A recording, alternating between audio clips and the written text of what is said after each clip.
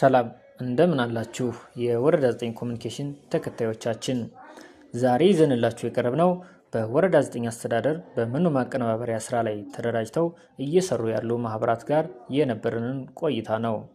አሚር አውደት እና ጓደኞቻቸው በከተማ ግብርና ዘርፍ በመኖ ማቀነባበሪያ ስራ ላይ ተደራጅተው ግንባታ እያደረጉ መሆኑን የተመለከትን ሲሆን ማህበሩ በቀጣይ ግንባታው ሲያልቅ ከስራ ዕድል ፈጠራና ለወረዳው ማህበረሰብ ያለውን ፋይዳ ጠይቀናቸዋል። ምላሻቸውንም ተከታትለን እንመለስ። ስሜ ሰይድ ይባላል። ሰይድ አደም ይባላል። ያደራጀን ከተማ ግብርና ነው ያደራጀን።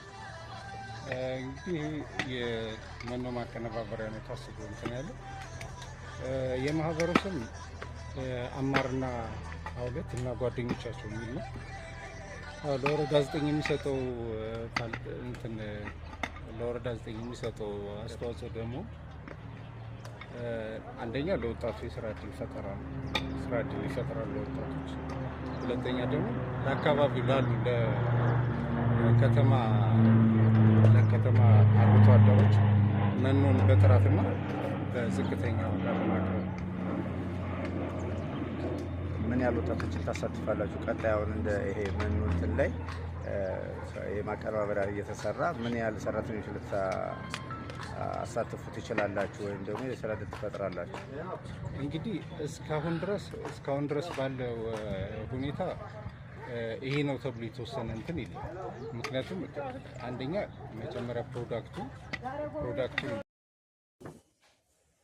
በመጨረሻም የጠቅላይ ሚኒስትሩ ኢኒሼቲቭ የሆነው የሌማት ትሩፋት ተግባር በወረዳው እየተስፋፋ መሆኑን ያየን ሲሆን እንቁላል፣ ዶሮና የወተት ላም እርባታ ላይ ትልቅ አስተዋጽኦ እንዳለውና በቤተሰብ ደረጃ በሌማት ትሩፋት ስራ ላይ የተሰማሩ ነዋሪዎች በአቅራቢያቸው ጥራት ያለው መኖ በተመጣጣኝ ዋጋ ያለምንም የትራንስፖርት ወጪና እንግልት መሸመት እንደሚችሉ ታስቦ እየተገነባ መሆኑን በመስክ ምልከታችን አረጋግጠናል።